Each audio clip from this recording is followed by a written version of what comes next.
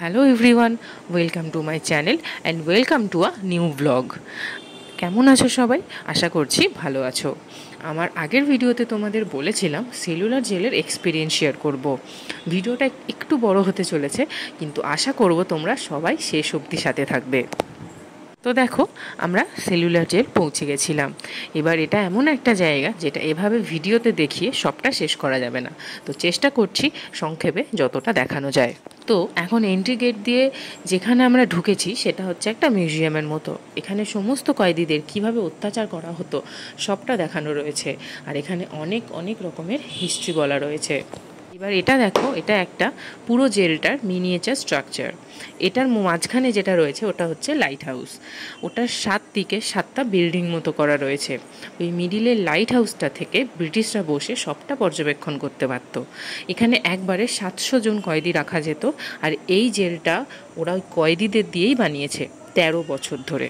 তারপর এই চাবিতালাগুলো তোমরা দেখতেই পাচ্ছ যে কত বড় বড় ছিল, যাতে এগুলো ভাঙা প্রায় অসম্ভব হয়। এইসব দেখে আমি ভাবছিলাম আমি সেই সময় জন্মগ্রহণ করেছিলাম কিনা, কিন্তু আমার বোন সেটা শুনে বলেছিল যে ওনারা অমর, সেই সময়ের পর আর কেউই হয়তো দ্বিতীয় জন্ম নেননি। দেখো, সেই স্ট্রাকচারটার একটা প্রান্তে আমরা আছি, আর ওই সেই লাইট হাউসটা। তো এই লাইট হাউসটার 7টা ভুজ বলতে পারো, এই 7টা বিল্ডিং। তো একটার সাথে আর একটার কোনো যোগাযোগ ছিল না, মানে দুটো দুটো ভুজ দুজনের দিকে পিছন করে দাঁড়িয়েছিল, যাতে এক প্রান্তের মানুষ আর একটা প্রান্তের মানুষের সাথে দেখা না করতে পারে। তো এবার দেখো, এটা একটা অয়েল মিল। এখানে এরকম গাইড দাদারা থাকে যারা জিনিসটা বোঝায়। এনাদের ছাড়া কিছুই বুঝতে পারতাম না।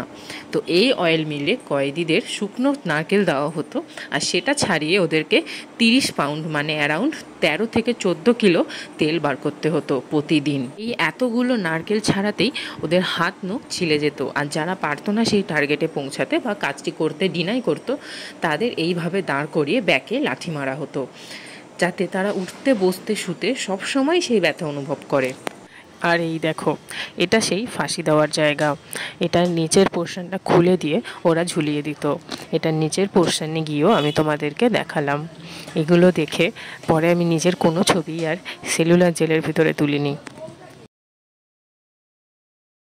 তো এরকম ছোট ছোট জেলগুলো পরপর করা, জাস্ট সরু একটা ঘর বানিয়ে দিয়েছে ইট আর সিমেন্ট দিয়ে, যাতে অন্ধকারে আর একা থাকতে থাকতে কয়েদিরা এমনিই পাগল হয়ে যায়।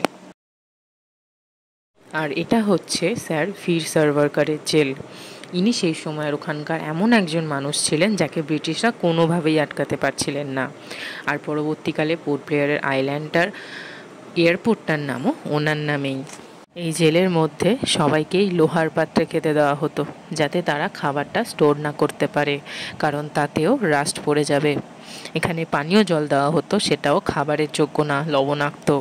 এসব দেখে আমার মনে হচ্ছিল যে ওনারা এখানে কত কষ্ট করেছেন, আর আমরা আজকের দিনে সেগুলো ভিজিট করতে আসছি।